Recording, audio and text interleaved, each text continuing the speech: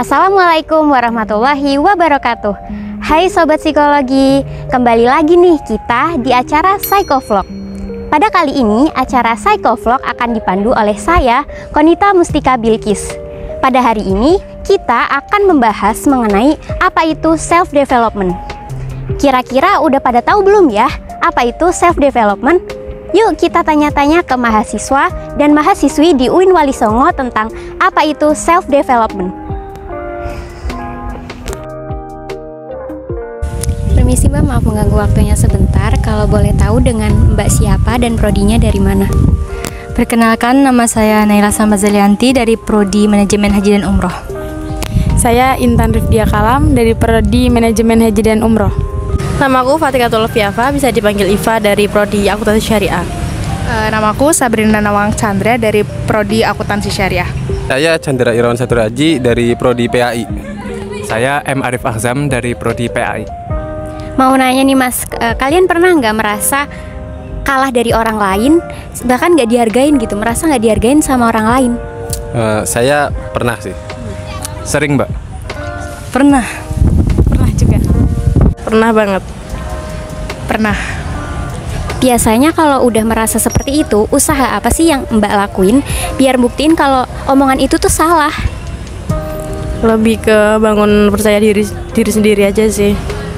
Kalau aku lebih kayak gak usah gubrisin hal itu, tapi kayak buktiin dengan hal-hal prestasi-prestasi dari kita. Mbak pernah dengar nggak self-development? Belum pernah. Belum. Makasih ya Mbak atas waktunya. Ya saya sih terus mencoba ya Mbak. Ya tetap terus berlatih lah biar saya itu bisa membuktikan pada orang lain bahwa saya itu ya lebih hebat lah gitu. Jawabannya sih kurang lebih hampir sama, cuma mencoba untuk membuktikan bahwa kalau aku itu bisa lebih dari apa yang aku bisa. Kalau aku sebagai manusia kan kita nggak bisa maksain orang itu suka ataupun harus menghargai apa yang kita lakukan.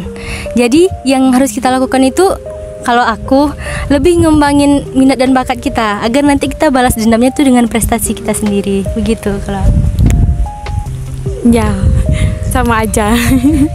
Jadi nggak semua orang itu kan ngerti apa kelebihan dan kekurangan kita. Jadi kita buktiin aja sama apa yang kita bisa gitu.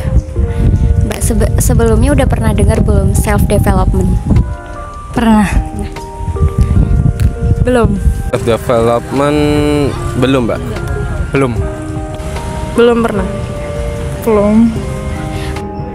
Nah, berdasarkan wawancara yang telah kita lakukan tadi ke beberapa mahasiswa dan mahasiswi di UIN Wali Songo, ternyata masih banyak nih yang belum mengetahui mengenai self-development. Nah, maka dari itu, yuk kita bahas lebih rinci mengenai self-development bersama Ibu Luki Ade Sesiani, MPSI Psikolog. Hai sahabat psikologi semuanya, Assalamualaikum warahmatullahi wabarakatuh. Bu Luki akan menjawab nih pertanyaan dan juga keingintahuan teman-teman semua tentang self-development ya. Nah, ini tema yang sangat menarik. Mungkin kita bisa jadikan ini juga bahan diskusi, juga sebagai inspirasi ya untuk teman-teman sehari-hari nanti. Karena self-development itu sangat dekat sama kehidupan kita sehari-hari. Apalagi buat teman-teman yang memang mahasiswa, yang punya banyak aspirasi, yang juga punya banyak cita-cita dan impian tentunya ya. Dan pastinya self-development ini kalau strateginya teman-teman bisa pahami, teman-teman akan bisa meraih impian dengan cita-cita dengan lebih baik, sembari juga memperhatikan kesehatan mental dan well-being kalian. Karena itu juga nggak kalah pentingnya. Nggak boleh juga kalau kita punya keinginan, punya harapan, kita push diri kita gitu ya, sampai memaksakan diri. Nah, self-development kalau dari istilahnya mungkin teman-teman akan memahami ini sebagai sebuah strategi ya. Nah, ini saya akan memfokuskan dulu bahwa self-development itu strategi. Jadi bukan hanya sekedar istilah, bukan hanya sekedar teori, tapi itu strategi. Strategi untuk apa sih Bu? Ya, self-development itu adalah strategi mengembangkan diri kalau dari asal katanya, self-development. Ada juga istilah self-improvement, yaitu mirip-mirip ya, tapi intinya adalah untuk pengembangan diri. bagaimana seseorang itu memiliki strategi untuk mengenali dirinya, mengenali bakat dan potensinya, kelebihan dan kekurangannya, untuk nanti kemudian dia optimalkan itu semua untuk meraih cita-citanya, dan juga tentunya ujungnya atau akhir dari perjalanan pengembangan diri ini adalah untuk meningkatkan kualitas hidup. Nah, itu yang perlu teman-teman pahami juga. Kemudian masih dalam kaitannya dengan pengertian, self development ini sebenarnya kalau teman-teman mau bicara untung rugi, self development itu sebenarnya adalah investment.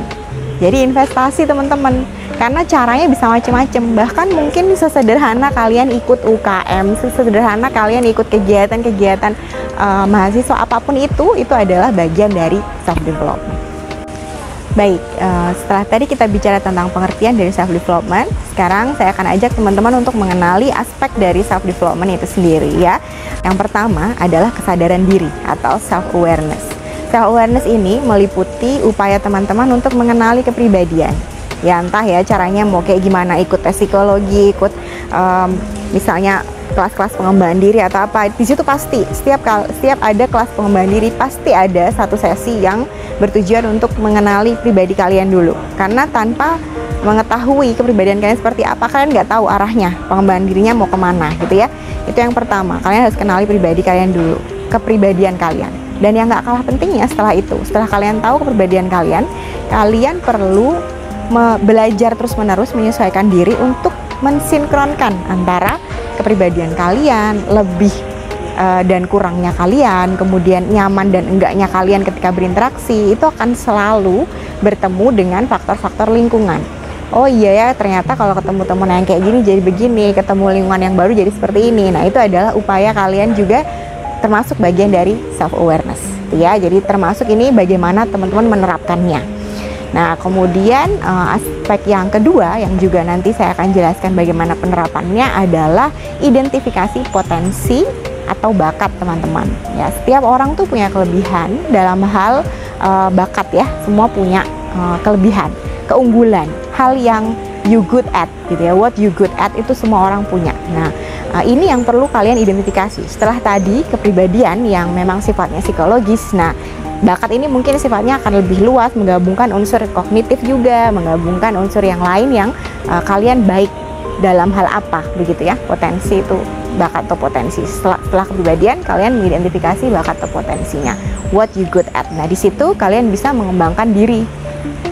Karena ini disebut aspek mengembangkan diri, maka disitulah kalian bisa mengembangkan diri kalian dalam konteks bakat ya. Oke, sekarang kita bahas aspek yang ketiga ya. Berikut juga penerapannya. Kalau tadi kita sudah mengetahui bersama bahwa aspek yang kedua adalah bagaimana teman-teman mengidentifikasi bakat dan potensi yang kalian miliki. Tahapan ketiga adalah melakukan goal setting. Goal setting itu sebenarnya adalah upaya sinkronisasi antara bakat dan potensi yang kalian punya dengan goal atau dreams, impian kalian, aspirasi, cita-cita kalian.